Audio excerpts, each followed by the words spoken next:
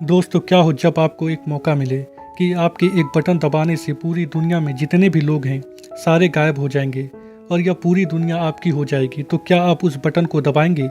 यह एक science fiction comedy web series है जिसका नाम the last man on earth है।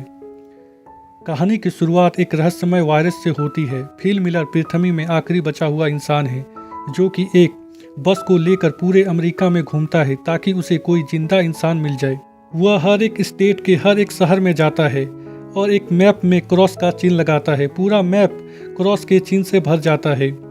वह हर एक जगह से कीमती सामान और पेंटिंग को चुरा लेता है और जब उसे कोई इंसान नहीं मिलता तो वह अपने शहर टेक्सन लौटने का फैसला करता है और आखिरी प्रयास के रूप में वह हर बोर्ड में अलाइव इन टेक्सन लिखता है ताकि कोई इंसान उसके संदेश को पढ़कर उसे ढूंढता हुआ टेक्सन आ सके।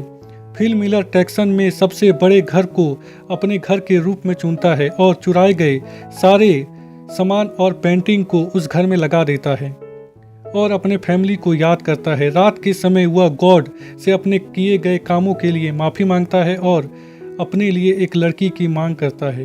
अगली सुबह वह अंडरपैंट में ही शॉपिंग करने के लिए जाता है। वह सुपरमार्केट के कांच को एक पिस्तल से तोड़ देता है क्योंकि उसे पता था कि उसे कोई देख नहीं रहा है। वह हर उस काम को करता है जो कि एक नॉर्मल इंसान नहीं करता। वह सुपरमार्केट के अंदर एक बहुत बड़े कैन के डिब्बे को गिरा देता है और महंगी महंगी शराब और बहुत सारा अडल्ट मूवी अपने साथ अपने घर ले आता है। वह कुछ ही दिनों में इंसानी रहन सहन और शिष्टाचार को पूरी तरह से भूल गया था। वह अपने अकेलेपन को दूर करने के लिए गलियों में गेंदबाजी, लैंप लाइट को बॉलिंग पिन की तरह यूज करना या फिर लग्जरीज कार को आपस में टकराना, इस तरह का पागलपन उसे अपने अकेलेपन से निपटने में मदद करता था। वह अपने जन्मदिन को अकेले ही मनाता है और अपने फैमिली वालों को याद करता है कि वह किस तरह अपने फैमिली वालों के साथ बर्थडे मनाता था और उसे सेलिब्रेट करता था। उसके अकेलेपन को दूर करने के लिए उसके साथ कोई नहीं था। वह हर रात भगवान से अपने लिए एक लड़की को मांगता था। इसी तरह 5 महीने का समय बीत जाता है। फिल मिलर के पूरे घर में प्लास्टिक और कूड़े कचरे का ढेर लग जाता है जिसे साफ करने में ना उसकी कोई दिलचस्पी थी और ना ही उसे लग रहा था कि इसे साफ करने में कोई फायदा है। शराब में वह नहाता था और उसी को पीने लगता था, बिल्कुल एक बच्चे की तरह। वह एक स्विमिंग पूल की लकड़ी को काटकर बाथरूम की तरह यूज करने लगा था और बॉल में फेस बनाकर उनसे बातें करने लगा था।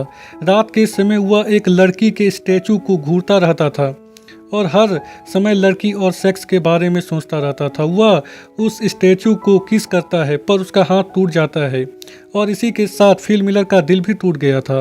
वह मरने का मन बना लेता है और वह अपने दोस्तों से हार मानने के लिए माफ़ी मांगता है और कहता है कि तुम लोग इंसान नहीं हो। और वह अपने कार को स्टार्ट करता है और एक बहुत बड़े पत्थर से अपने कार को टकराने जा ही रहा होता है कि तभी उसकी नज़र काले धुएं में जाती है। वह समझ जाता है कि वहाँ पर कोई जिंदा इंसान है, शायद कोई लड़की। इसीलिए वह अपने मरने का मन छोड़ देता है और सीधा उस धुएं की ओर जाता है जहाँ उसे कुछ ऐसा देखने को मिलता है जो कि वह सालों से देखना चाहता था। एक लड़की का बरा जिसे किसी ने सूखने के लिए डाला था। फिल मिलर उस बरा को सूंघने लगता है और बेहोश हो जाता है कि वह एक सुंदर लड़की के गोद में है जो कि उसे किस कर रही है। तभी उसे वास्तव में होश आता है और वह देखता है कि एक लड़की उसे किस कर रही है। वह सुंदर तो नहीं पर उम्र में उससे बड़ी होती है जो कि फिल मिलर को CPR दे रही थी क्योंकि उसे लग रहा था कि फिल मिलर मर रहा है। वह तुरंत उस लड़की से दूर हट जाता है और उससे कहता है कि वह सुंदर लड़की कहाँ गई। कैरोल उसे अपने अंडरपैंट को देखने को कहती है जो कि गीला होता है। फिल मिलर उसे कहता है कि मैंने अपने अंडरपैंट को गीला नहीं किया और वह कैरोल की तरफ बढ़ता है। यह देखकर कैरोल बंदूक निकाल लेती है और फिल मिलर मान लेता है कि हाँ, उसने अपने पैंट को गीला किया था। कैरोल उसे बताती है कि अलाइव इन टेक्सन देखकर वह यहाँ पर आई है। ऐसे तो फिल मिलर हर रोज भगवान से लड़की मांगता था पर आज लड़की उसके सामने थी पर वह उतना उत्साहित नहीं होता। कैरोल फिल मिलर के साथ उसके घर देखने जाती है। रास्ते में फिल ट्रैफिक नियमों को नहीं मानता। कैरोल उसे कहती है कि हमें ट्रैफिक नियम को मानना चाहिए और ट्रैफिक में रुकना चाहिए पर फिल कहता है कि क्या फ़र्क पड़ता है, यहाँ पर तो कोई है ही नहीं। पर वह कैरोल को अच्छा फील कराने के लिए वह ट्रैफिक में रुकता है। पहले वह राइट देखता है, फिर वह लेफ्ट और फिर आगे बढ़ता है।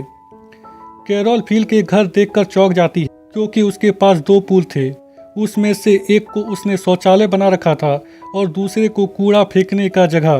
कैरोल उस पर पेंटिंग चुराने का भी इल्जाम लगाती है और जब कैरोल उससे मैगजीन के बारे में पूछती है तो फिल सीधा सीधी कहता है कि यह सारी मैगजीन अडल्ट है जिसे वह खाली समय में देखा करता है। फिल कैरोल को वहीं छोड़ देता है जहां से वह कैरोल को उठाकर अपने घर लाया था।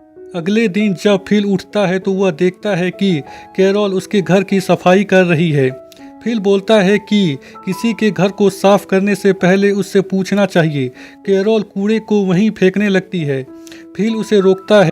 ये लोग सुपरमार्केट जाते हैं जहां कैरोल उसे बोलती है कि हैंडीक्राफ्ट के पार्किंग स्थल में गाड़ी पार्क मत करो, पर फिल बोलता है कि क्या फ़र्क पड़ता है कि हम कहीं भी गाड़ी पार्क करें, इस पूरी दुनिया में हम दोनों ही बचे हैं, यह पूरी दुनिया खाली है और मैं कहीं भी गाड़ी पार्क करूं, क्या फ़र्क पड़ता है। पर कैरोल नहीं मानती, उसे सही जगह में गाड़ी पार्क करने को कहती है। फिल को गुस्सा आ जाता है और वह सुपरमार्केट के अंदर गाड़ी को पार्क कर देता है। रात के समय फिल अपने बॉयफ्रेंड के पास जाता है और कैरोल की शिकायत करता है। अगले दिन जब कैरोल उसके पास के घर में रहने आती है तो फिल उसे रोकने की कोशिश करता है और जब कैरोल नहीं रुकती तो फिल अपने पैंट को खोल देता है ताकि कैरोल उसे असभ्य इंसान समझकर वहां से चली जाए। पर कैरोल उससे बात करने लगती है। फिल उसे रुकने को कहता है और जब कैरोल नहीं रुकती तो फिल अपने पैंट को पहन लेता है। कैरोल को लग रहा था कि भगवान ने उसे और फिल को इस दुनिया को चलाने के लिए चुना है, पर फिल कहता है कि तुम इस दुनिया में अगर आखिरी औरत भी बची तो मैं तुम्हारे साथ सेक्स नहीं करूंगा, और वहां से चला जाता है। कैरोल फिल के पास जाती है। वह टॉयलेट कर रहा होता है। कैरोल फिल से उसके बगीचे में पानी लाने के लिए मदद मांगती है ताकि वह फ्रेश और ताजे वेजिटेबल उगा सके, पर फिल मना कर देता है तो कैरोल उसके सामने ताजे टमाटर खाकर उसे चिढ़ाने लगती है ताकि फिल उसकी मदद करे, पर फिल उसकी मदद नहीं करता। रात में फिल उसके बगीचे में जाकर सारे टमाटर को खा लेता है और जब अगले दिन कैरोल उसके घर जाती है तो वह देखती है कि फिल के पूरे कपड़े में टमाटर लगा हुआ है, पर फिल साफ साफ मना कर देता है कि उसने टमाटर नहीं खाई। फिल देखता है कि पानी लाने की कोशिश करने में कैरोल के पैर में चोट लग गई है। अगले दिन फिल देखता है कि कैरोल उसी की तरह पूल में लकड़ी का बोर्ड लगाकर उसे टॉयलेट में बदल रही थी। कैरोल फिल से कहती है कि तुम सही थे, हमें भगवान ने इस दुनिया को चलाने के लिए नहीं चुना है। जब हम पानी को अपने घर तक नहीं ला सकते तो हम इस दुनिया को क्या चलाएंगे। यह बात फिल के दिल में लगती है और वह शहर के टैंकी से कैरोल के घर तक पानी लाने का व्यवस्था कर देता है। कैरोल यह देखकर बहुत ही खुश होती है और उसे रात के डिनर के लिए इनवाइट करती है जहां ये लोग ताजे सब्जी से बने डिनर का लुत्फ उठाते हैं। कैरोल फिल से कहती है कि तुमने मुझे अपना पैंट उतार कर दिखाया, शायद भगवान चाहता है कि हम इस दुनिया को आगे बढ़ाएं। फिल भी कैरोल के साथ सेक्स करने को तैयार हो जाता है, पर कैरोल शादी से पहले सेक्स नहीं करना चाहती थी। फिल कहता है कि क्या फर्क पड़ता है, यहाँ तो कोई देखने के लिए भी नहीं है। कैरोल शादी से पहले सेक्स करने को तैयार नहीं होती। वह बोलती है कि बिना शादी के वह बच्चे पैदा नहीं करेगी। फिल उसकी बात मान लेता है और उसे प्रपोज करता है शादी करने के लिए। कैरोल भी मान जाती है। फिल अपने घर चला आता है और यह एपिसोड यहीं पर ख़त्म हो जाती है।